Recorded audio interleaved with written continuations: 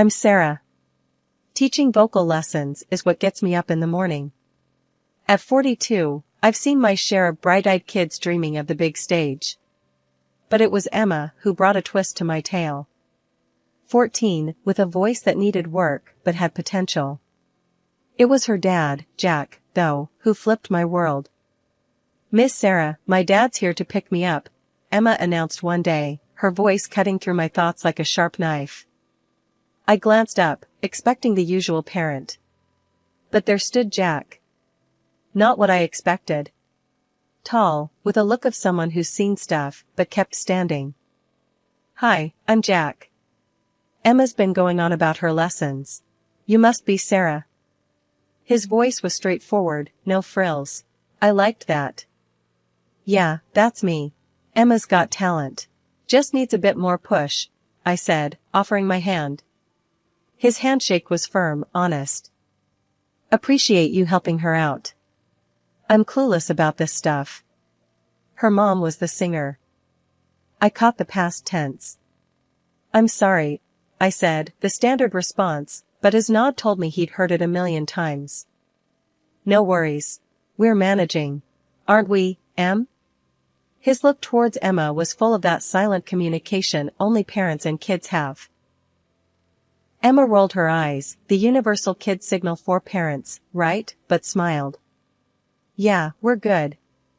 The conversation should have ended there, but Jack lingered. "You know, I'm trying to get her more into music. Keep her busy. Her brother too, Alex. Kid's a ball of energy." I laughed. Music's a great outlet. Keeps them focused on something positive. "Exactly," Jack agreed. "Hey, you ever do group lessons? Or something for a hyper 13-year-old who thinks he's the next big thing?" I shrugged. I can handle 13-year-olds. "Bring him by. We'll see if music or noise is his thing." Jack chuckled, and that sound did funny things to my stomach. "Deal. I'll bring him next time." "Thanks, Sarah." As they left, I shook my head, dismissing the fluttery feeling. Jack was just a dad, a widower, trying to raise his kids right. Nothing more. But life, as I found out, loves throwing curveballs. Jack started showing up more, sometimes with Alex, sometimes alone under the pretext of discussing Emma's progress. We'd chat, and those chats started veering off music more often than not. One day, as autumn painted the world in hues of gold and crimson, Jack turned to me, a half-smile on his face. "Sarah, would you consider going out with me? Like, a date?" I blinked, surprised. "A date?" "Yeah," he said, his voice firmer than his casual stance suggested. "I like talking to you. The kids like you. And I want to see where this could go." It was unexpected, this shift from casual chats to the possibility of something more. But looking into Jack's earnest eyes, I felt a pull, an interest I hadn't felt in a long time. "Okay, Jack. Let's see where this goes," I found myself saying, a smile breaking through my usual reserve. Merging into Jack's world was like stepping onto a stage without a rehearsal. Emma was easy, music was our language. Alex, though, was a different beat, skeptical of the new woman in his dad's life, protective of his sister and the memory of his mom. And then there was Mary, Jack's mom, a matriarch with warmth and sharpness all rolled into one. The day Jack introduced me to Alex, the kid sized me up like I was a new recruit. "So, you're the music teacher," Alex said, crossing his arms, his eyes narrowed. It wasn't unfriendly, but it wasn't open arms either. "That's me. And you must be the next big thing in music, from what I've heard," I shot back, trying to break the ice with a smile. He cracked a grin, the skepticism in his eyes softening a bit. "Maybe. Guess we'll see if you're any good." "Challenge accepted," I said, and from there, things started to ease into a rhythm. Alex had energy for days and a curious mind. He didn't take to music like Emma, but he respected the passion behind it. Meeting Mary was another story. She had a reputation for being tough as nails, with a heart of gold hidden somewhere beneath. Walking into her house for the first time, I was greeted with a scrutinizing gaze that could make a seasoned performer sweat. "You're Sarah. Heard a lot about you, she started, her voice firm but not unkind. Good things, I hope, I replied, trying to keep my voice steady. She chuckled, a sound that carried both warmth and a hint of challenge. Depends on who you ask. Sit down. Let's see if you pass the test. The afternoon unfolded with conversations that swung from blunt to deeply personal. Mary didn't hold back, asking about my intentions with her son, my thoughts on family, and my ambitions. It was like a verbal sparring match, but beneath her tough exterior, I saw glimpses of the love she had for her family. Jack's been through a lot. The kids, too. They need stability, not just another person passing through, Mary said, locking eyes with me. I'm not here for a temporary gig, Mary. I care about them. About Jack. I'm in this, I responded, my voice carrying a conviction I felt deep in my bones. She studied me for a moment longer, then nodded, as if I'd passed some unspoken test. Good. They could use someone like you. Just remember, kids and Jack come first. Always. Always, I echoed, understanding the weight of her words. As months turned into a year, my bond with Jack's family deepened. Emma and Alex, each in their own way, started to let me in. We had our moments, disagreements, misunderstandings, the usual family dynamics, but underneath it all was a growing sense of belonging. Jack's proposal came on a quiet evening, after a day filled with laughter and music. It was simple, no grand gestures, just him and me, and a question that promised a new chapter. Sarah, I've seen you with the kids, with my mom, with me. You've become a part of us, a part we didn't even know was missing. Marry me? Let's make this official. I looked at him, at the man who had become my unexpected harmony, and without a moment's hesitation, I said, yes. The wedding was small, an intimate affair with those who mattered most. Mary, despite her tough exterior, shed a few tears, whispering, take care of them, Sarah. Your family now. And as I looked around at my new family, Jack, Emma, Alex, and Mary, I realized I wasn't just stepping into their lives, we were creating a new melody together. One that had its dissonances, but was ours, uniquely beautiful in its complexity. Life with Jack and the kids had settled into a sort of comfortable routine, filled with school runs, music lessons, and family dinners. But as life tends to do, it threw us a curveball that changed everything. Mary's health took a nosedive, leaving her paralyzed and in need of constant care. Jack decided the best thing was to move her into our home. It made sense, but I don't think any of us were truly prepared for the impact it would have. From the get-go, the weight of caring for Mary fell heavily on my shoulders. Jack was caught up with work, and the kids, well, they were still kids. I didn't mind at first, Mary was family, after all. But as time went on, the strain began to show. One particularly tough day, after a grueling session of trying to get Mary comfortable and dealing with a mountain of household chores, I sat down at the kitchen table, feeling utterly defeated. Mary had been particularly difficult, refusing to eat or take her medication, and Jack had been no help, locked away in his office. I was so lost in my thoughts that I didn't hear Jack come in. He stood there, watching me, an unreadable expression on his face. Sarah, we need to talk, he said, his voice void of the warmth it once held. I braced myself, knowing this conversation wouldn't be good. What's up? It's about my mom.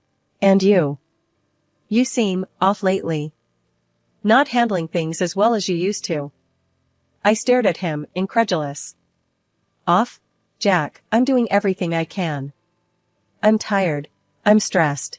I'm trying to be there for your mom, for the kids, for you. And it's never enough. He took a step back, as if my words were physical blows. I know you're trying, but it's not just about effort, Sarah. It's about results. And right now, we're not seeing them. His words were like a slap in the face. Results. As if I was just another employee failing to meet my targets, not his wife, struggling to keep our family together. Years rolled by, each one more challenging than the last. Mary's condition didn't improve, and my relationship with Jack and the kids, especially as they grew into adults, became more strained. The once vibrant connection I shared with Emma and Alex, built on music and mutual respect, faded into polite indifference. Then Mary passed away. It was a difficult time for all of us, a period marked by grief and reflection. I thought, naively, that maybe this would bring us closer, that shared sorrow would mend the cracks in our family. But I was wrong. After the funeral, things took a turn for the worse. Jack's demeanor changed overnight. The man who once looked at me with love and gratitude now regarded me with disdain. "You're just not the same anymore, Sarah," Jack snapped one evening, his words laced with a bitterness that caught me off guard. "You've let yourself go. You're old, you're ugly. I'm tired of you." I stood there, shocked.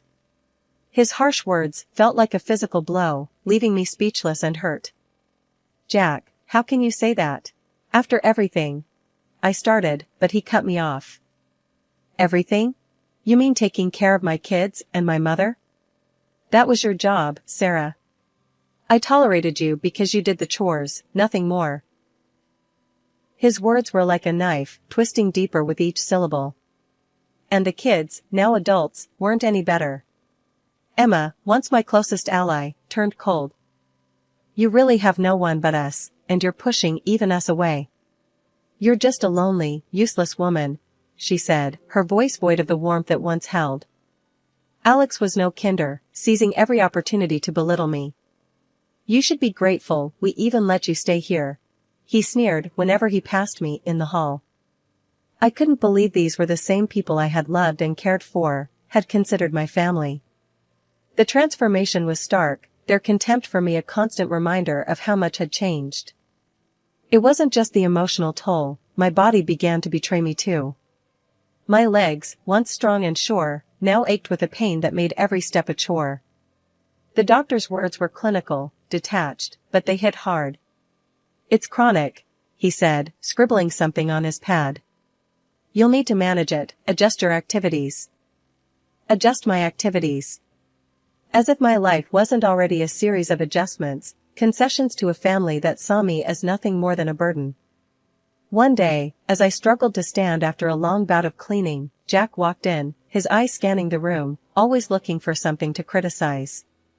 "What's wrong with you now?" he asked, his voice dripping with impatience. I tried to steady myself, to push past the pain. "My legs," I started.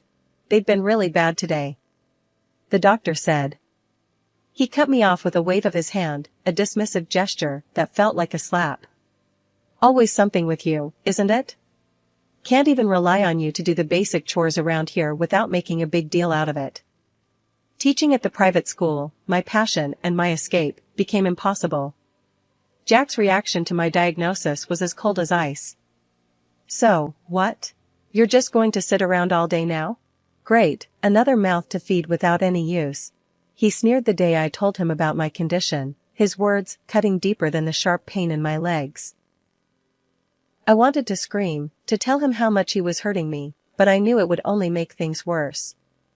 So, I bit back the pain and the tears, trying to find some way to navigate this new reality. Living in Jack's house became a daily reminder of my dependence. I was reduced to limping around, trying to keep the house in order, cooking meals that were often met with criticism or indifference. The pain was constant, a sharp reminder of my predicament, but I pushed through, terrified of what would happen if I stopped. Jack and the kids lived as if nothing had changed, as if my struggles were just a minor inconvenience to their lives. The inheritance from Mary's passing seemed to ignite a spending spree, new gadgets, clothes, jewelry, all flaunted in front of me as if to underscore my exclusion from their lives. "You should be grateful we're keeping you around," Jack would say, a cruel smile playing on his lips. "Without us, you'd be on the street. Remember that." Emma and Alex took their cues from their father, treating me more like an unwanted servant than a stepmother. "Don't forget to wash my new jeans, Sarah. Wouldn't want them ruined like you ruin everything else," Emma would toss over her shoulder, her words sharp as knives. Alex was no better. "Make sure dinner's on time tonight. We've got places to be, and we can't wait around for you to limp around the kitchen," he'd say, his disdain barely veiled. I harbored fantasies of leaving, of finding some way to reclaim my independence and dignity. But the reality was harsh. With no income, no savings, and a body that betrayed me at every turn, I was stuck. My dreams of escape seemed just that, dreams, distant and unattainable. In the midst of my lowest point, feeling trapped and useless, I stumbled upon something that sparked a flicker of hope in me. It was during one of those long, sleepless nights, scrolling aimlessly through the internet on my old, barely functioning laptop. I found a forum for vocal teachers giving online lessons. The idea struck me like a lightning bolt. The next day, with the house empty and my heart pounding with a mix of excitement and fear, I set up a makeshift studio in the corner of my room. I wasn't sure if anyone would be interested, but I had to try. I recorded a simple introduction video, my voice shaky but determined, and posted it online. To my astonishment, inquiries started coming in. People were interested in learning from me, despite my physical limitations. For the first time in what felt like forever, I felt valued for my skills and knowledge. Jack and the kids noticed the change in me, but didn't know the cause.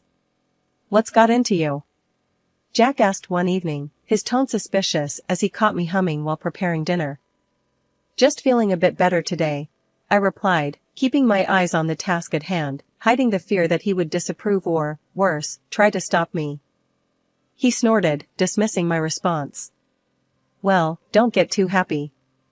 You've still got your duties around here." I nodded, my heart sinking, but I didn't let his words deter me. The hours I spent teaching online became my sanctuary, a place where I could be myself, share my love for music, and forget, even if just for a little while, the pain and humiliation I endured daily. I invested the little money I made from teaching into better equipment, slowly but surely building my online presence. The physical pain was still there, a constant reminder of my limitations, but when I was teaching, it receded into the background, overshadowed by the joy of connecting with my students. As the months went by, I took a moment to look at the numbers, something I had been avoiding, afraid to jinx it. But there it was, clear as day on my screen. I was making money. Real money. More than I ever made teaching at the private school. More than I ever thought possible from the confines of this oppressive house. And shockingly, more than Jack made with his so-called prestigious job. I remember sitting there, staring at the figures, a mix of disbelief and triumph washing over me. For so long, I had felt like a burden, a financial leech in Jack's eyes, but here I was, earning my own way, and not just scraping by but actually doing better than him. For a moment, I let myself bask in the success, allowing the numbers to speak for themselves. I was doing this. I was making it happen, despite everything that had been thrown my way. It was a silent victory, one I couldn't share with anyone in the house, but it was mine all the same. The betrayal that came was not just a single moment of cruelty, but a culmination of years of disregard and contempt, crystallized into one devastating dinner conversation. There we were, sitting around the table, me serving them as I always did, when Jack decided to drop his bombshell with a smirk that I had come to loathe. "I got promoted at work," he started, and for a brief, foolish moment, I thought maybe this was good news, something positive for once. But then he continued. "So, I bought a new house. A better one, fitting for my status." That's when the air around me grew cold, my hand stilled, the plate I was holding nearly slipping from my grasp. Before I could even muster a congratulations, he landed his cruel blow. "And I'll be moving there with the kids." "Not you. You're not coming." His words were like a slap, but the mocking laugh that followed was a knife to the heart. "I mean, come on, Sarah. Did you really think you'd fit in? An old limp like you? No, it's time I found someone younger, more suitable." The laughter that erupted from Emma cut even deeper. "Yeah, and guess what? This old house? Sold. Enjoy the streets, Sarah." I stood there, frozen, as he slid the divorce papers across the table. The audacity, the sheer coldness of it all, was staggering. Yet, as I looked at those papers, something within me refused to break. I didn't cry, didn't plead. I simply signed them, each stroke of my name a silent vow to myself. When morning came, I was ready. Jack and the kids watched with a mix of surprise and that familiar contempt as I hauled my bags to the door. Their parting words were meant to wound, to kick me when I was down. "Hope you like the flophouses, Sarah," Jack sneered, a cruel smile playing on his lips. But I walked out of that house with my head held high, the weight of their insults falling away with each step I took. For the first time in years, I felt a sense of freedom, a clarity that had been missing from my life. Settling into my new rented apartment was like breathing fresh air for the first time in years. It was my space, my sanctuary, where I could dive into my online vocal teaching without looking over my shoulder. Hearing from friends, I found out Jack had moved into that fancy new house with the kids. True to form, instead of being smart with the money from the old house, they blew it on all sorts of nonsense. Typical. That's when I decided to play my hand. Over the years, I'd saved voicemails and recorded moments of their verbal lashings, a dark library of the abuse I suffered. Without a second thought, I sent them off to Jack's boss. It felt like releasing doves into a storm, but these birds carried grenades. The call I got from Jack after was music to my ears, but not the kind I usually taught. "Sarah, what have you done?" he screamed into the phone, his voice a mix of rage and panic. "They're demoting me, cutting my salary. How could you?" In the background, I could hear Emma and Alex, their voices shrill, hurling insults my way. But their words felt distant, inconsequential. "Oh, Jack," I said, a laugh bubbling up. "Looks like you're the one who might end up without a roof over your head. Meanwhile, I'm here, thinking about buying my own place. How the tables have turned." The silence that followed was sweet, filled with their disbelief and shock. Then Jack, ever the beggar now, started his plea. "Sarah, please, you have to help us. We could lose the house. The kids, think about the kids. We'll take you back, I swear. We'll do anything."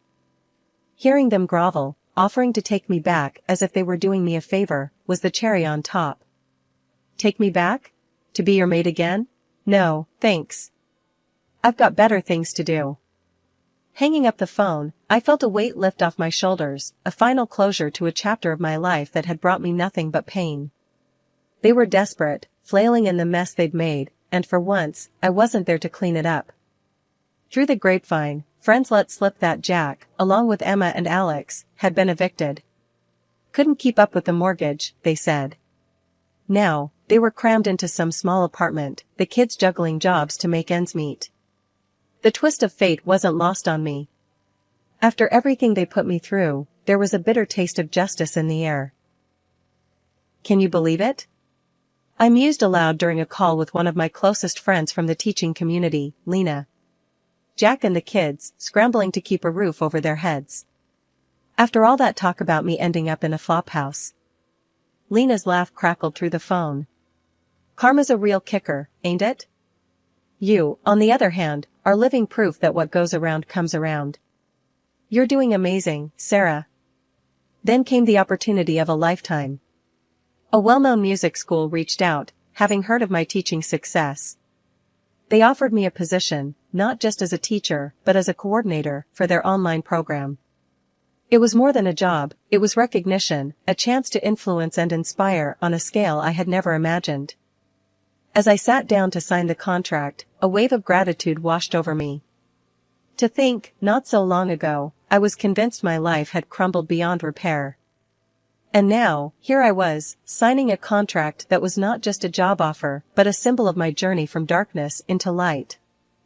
The celebration that night was simple, just me and a few close friends I had made along the way, including Lena, who had quickly become a pillar of support and friendship. As we raised our glasses in a toast, Lena leaned over and whispered, "You're an inspiration, Sarah. You've turned your life into a symphony of success." Her words struck a chord, and I found myself overwhelmed with emotion. Thank you, Lena. It's been quite the journey. But you know what? I wouldn't change a thing. The hardships, the pain, it all led me here, to this moment, to a life I can be proud of. As the night wore on, filled with music and laughter, I realized that this was more than just a new chapter, it was a whole new book, a story of triumph over adversity, of finding harmony in the chaos.